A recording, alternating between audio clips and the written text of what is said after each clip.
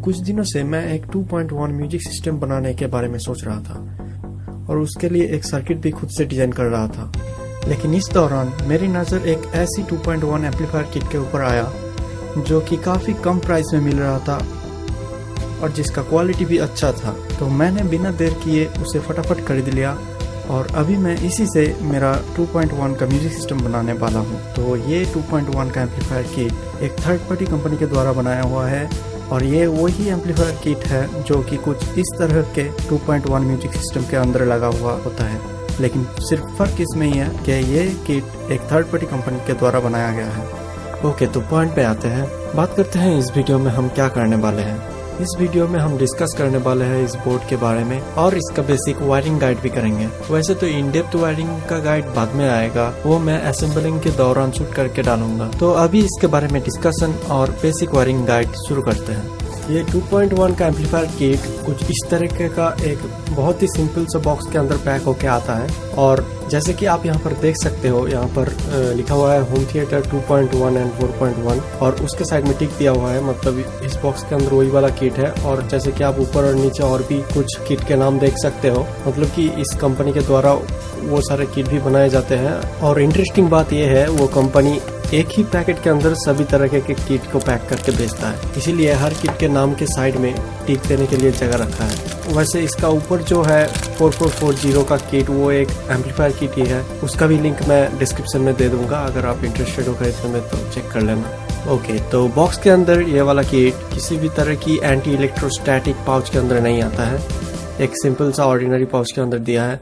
वैसे तो ये किट उतना भी सेंसिटिव नहीं है कि इसको एक एंटी इलेक्ट्रोस्टैटिक पाउच की जरूरत पड़े। वैसे आपको क्या लगता है आप कमेंट करके जरूर बताइए। ओके, तो अभी थोड़ा इसका ओवरव्यू दे देता हूँ। तो ये बोर्ड पावर्ड है 3 2030 आईसी के साथ और तीनों के तीनों आईसी बहुत ही एक डिसेंट क्वालिटी का हीट सिंक के साथ अटैच्ड। और अभी इधर आप देख सकते हो एक 3 पिन का कनेक्टर का सॉकेट दिया गया है यहाँ पर इसका पावर इनपुट के लिए, जो कि एक 12012 का सेंटर टैपेड ट्रांसफार्मर के जरिए होगा।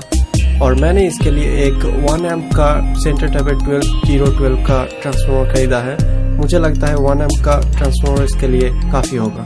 उसके बाद आ जाते हैं इसके लेफ्ट साइड पे। इसके लेफ्ट साइड पे भी एक 3 पिन का कनेक्टर दिया गया है जो कि है सैटेलाइट स्पीकर्स के लिए और इसका एक पिन जो है वो कॉमन है, मतलब एक पिन जो है वो दोनों सैटेलाइट स्पीकर में जाएगा और 2 डिफरेंट है जो कि लेफ्ट और राइट डिफरेंट सैटेलाइट स्पीकर में जाएगा। और इस बोर्ड में बिल्कुल बीचों बीच एक 5 पिन का सॉकेट मिलता है। ये सॉकेट का कनेक्शन थोड़ा कॉम्प्लिकेटेड है जिसके बारे में हम डिटेल्स में इन डेप्थ वायरिंग गाइड के वीडियो में डिटेल्स में इसके बारे में बात करेंगे। अभी के लिए इतना बोल देता हूँ, इस बोर्ड का जो इनपुट ऑडियो सिग्नल होगा वो पोटेंशियोमीटर के थ्रू इस सॉकेट के पिन के जरिए ही बोर्ड के अंदर जाएगा।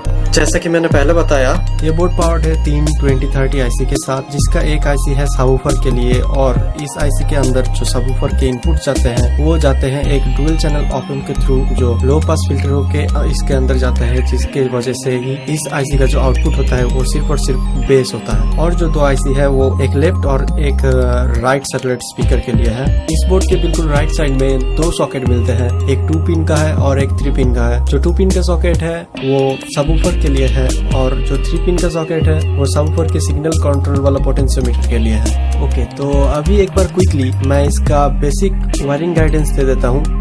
इसका जो पावर है, मतलब जो इसका एसी पावर इनपुट है वो जाएगा इसका जो 12012 का 3 पिन का कनेक्टर है, उसमें ट्रांसफार्मर के जो आउटपुट आता है 12012 का, उसका बीच वाला टर्मिनल इसका बीच के साथ कनेक्ट होगा और 12 लेफ्ट वाला लेफ्ट से और राइट वाला राइट से कनेक्ट हो जाएगा। और इसका जो सैटेलाइट स्पीकर कनेक्शन है उसका एक ग्राउंड है, मतलब कि वो वाला कॉमन, वो वाला दोनों स्पीकर में ही लगेगा और एक लेफ्ट में जाएगा एक राइट में। उसके बाद जो सबवूफर के लिए दोनों पिन वाला सॉकेट है उसका दोनों पिन का ही कनेक्शन सबवूफर के दोनों टर्मिनल में जाएगा। और उसके नीचे वाला जो बेस कंट्रोल का कनेक्शन है उसके लिए जो बेस कंट्रोल पोटेंशियोमीटर है, मतलब जो वेरिएबल रेजिस्टेंस होगा, उसका 3 पिन इसके 3 पिन के साथ कनेक्ट होगा। तो इस वीडियो में इतना ही। इस किट का in depth wiring guidance next video में देंगे। Thanks for watching.